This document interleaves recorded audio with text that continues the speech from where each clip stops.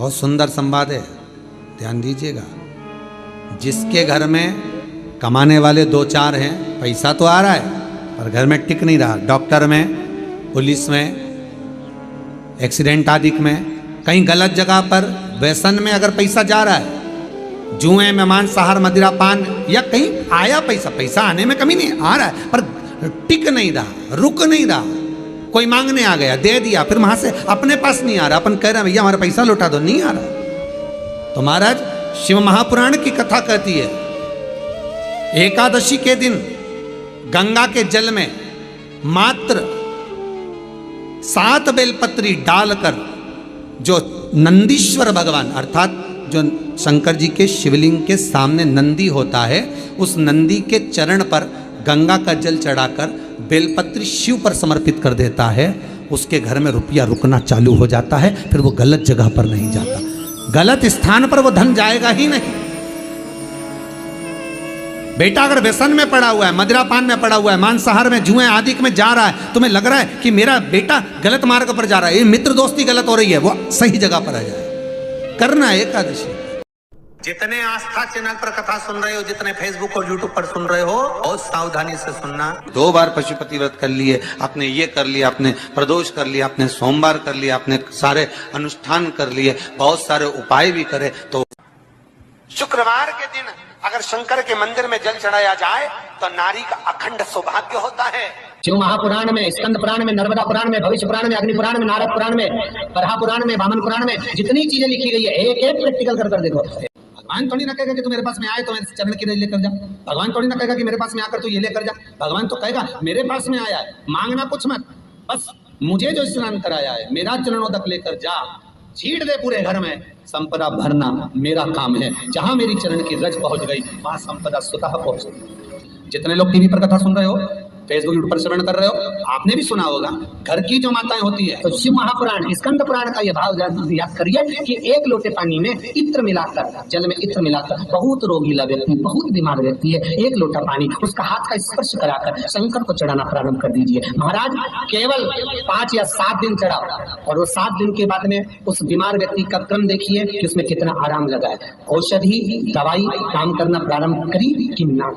मैं वहां पहुंच जाता हूँ तो चरणों तक ले जा, पर लोग ले जाते हैं, पूजन करते, कलश भी उड़ेलते, जल भी चढ़ाते, पर आते समय खाली लेकर आ जाते। भगवान को इतना बुरा लगता, मेरे दरवाजे से खाली जाए, मुझे कितना बुरा लगेगा, जो आए वो भर कर जाए, भले 2 बूंद लेकर आओ, पर उसमें चरणों तक थोड़ा सा लेकर अवश्य।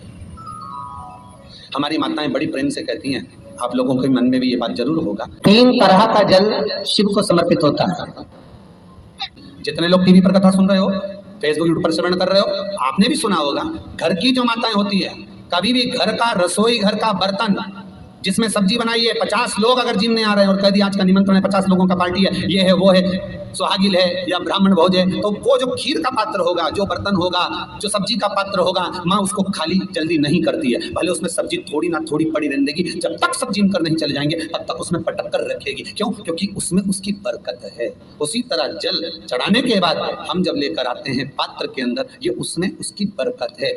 गर्ग संहिता में दूसरी चीज कही, उसको भी समझ लीजिए। गर्ग संहिता में कहा गया, जब आप घर से जल लेकर जाते हो भरकर, तो ये सृष्टि की जितनी नदियां हैं, पृथ्वी पर जितनी नदियां विद्यमान हैं, जितने तालाब, जितने सरोवर, जितने कुंड, जितने विराजमान हैं, उन सारे तीर्थों का जल जब आप घर से लेकर निकलते हो तो वो तीर्थ का संपूर्ण जल आपके कलश में आ जाता है। और जब आप उस जल को शिव पर समर्पित कर देती हो और 2 बूंद चरणा तक लेकर जब जाती हो, तो शिव महापुराण, गर्ग संहिता, पद्म पुराण कहती है वो जल साधारण नहीं रहता, वो गंगा जल बनकर तुम्हारे घर को पवित्र करने के लिए पहुंच जाता है।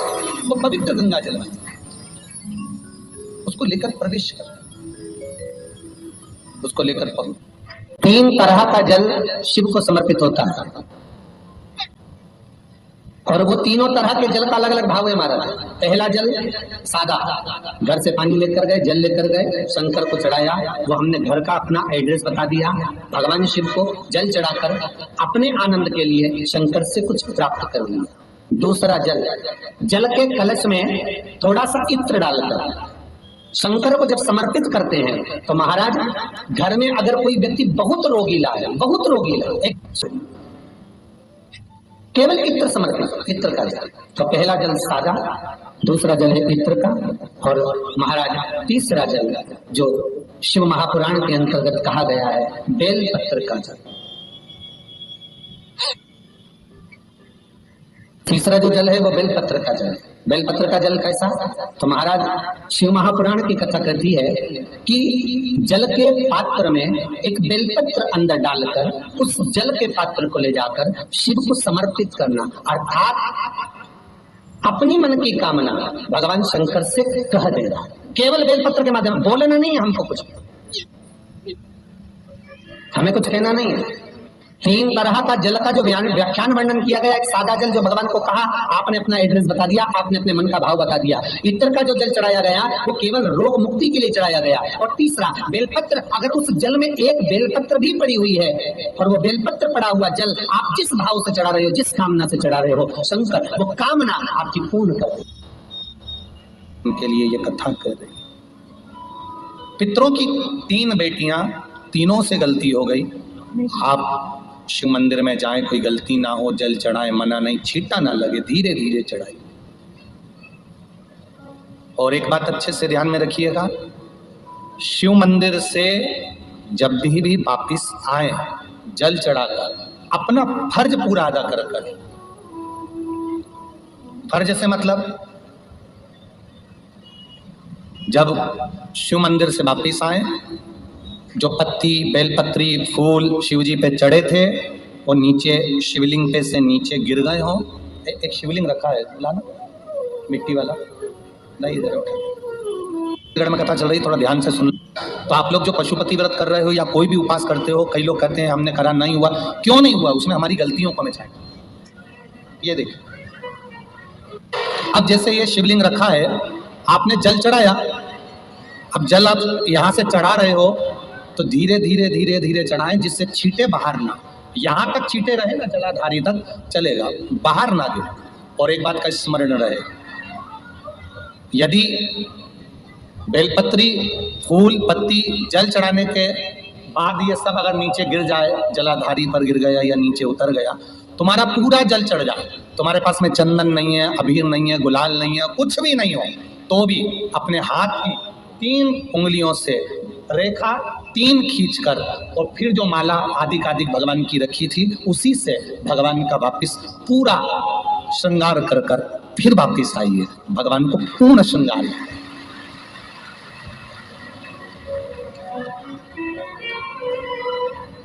भगवान का पूर्ण श्रृंगार कर कर आइए। कई लोग जल चढ़ाने के बाद में भगवान का जो फूल पत्ती नीचे रखी रहती है, आप, हम ये नहीं कह रहे कि आप अपने घर से लेकर जाओ, आपके पास में कुछ नहीं, 1 लोटा जल चढ़ाओ। जल चढ़ाया, जो फूल पत्ती नीचे रखी हुई है उसी को उठाकर, उसको रखकर उसी फूल से भगवान का खूब सुंदर भगवान का कर कर फिर आइए। क्यों? शिव का जब हम श्रृंगार कर कर आते हैं, माता पार्वती जी ने देव अधिदेव महादेव का श्रृंगार किया है, आप लोगों के स्मरण में होगा। राम जी ने माता जानकी का श्रृंगार किया है। रामचरित सुनिए कथा, रामायण सुनिए आप लोगों ने, रामायण सुनी होगी तो उसमें माता बैठी हैं शिला के ऊपर और भगवान राम उनका श्रृंगार कर रहे हैं, एक कौवा आता है वो चोंच मार कर जाता है, ये सारा वृत्तांत आप लोगों ने श्रवण किया है। तो राम जी माता सीता का श्रृंगार करते हैं, भगवान कृष्ण राधा जी का श्रृंगार करते हैं। केवल एक देव अधिदेव महादेव की कथा ऐसी है जिसमें पार्वती जी शिव जी का श्रृंगार करती है।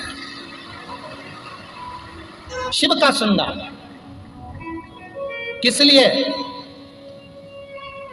क्यों?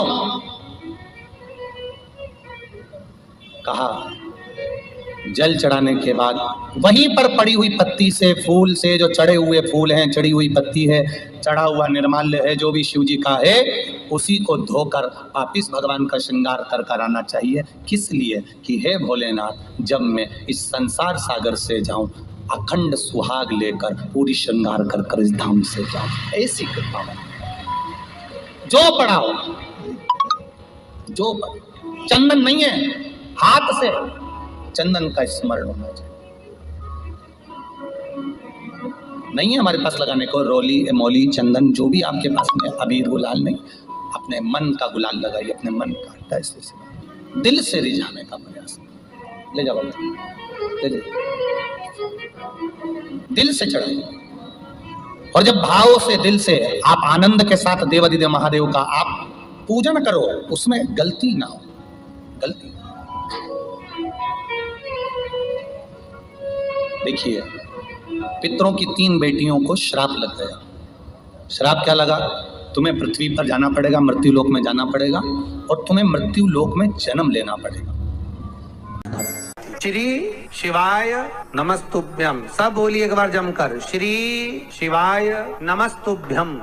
प्रैक्टिकल जरूर करना, कहीं सियोर वाला महाराज झूठ तो नहीं बोल रहा। शास्त्रों की बातें हमारे जीवन में हमें सुख प्रदान करे, इसलिए इस भाव का आनंद करते हुए पद्म पुराण में लिखा है और विष्णु पुराण में, एकादशी के दिन द्वादशी भी पड़ जाए, एकादशी के दिन त्रयोदशी भी पड़ जाए, मतलब एकादशी, द्वादशी और त्रयोदशी तीनों तिथियां एक साथ पड़ जाए, और उस दिन एकादशी का व्रत जो रख लेता है उसको हजारों एकादशी का पुण्य फल प्राप्त हो जाता है। फिर वो जिंदगी में एकादशी करे चाहे ना करे।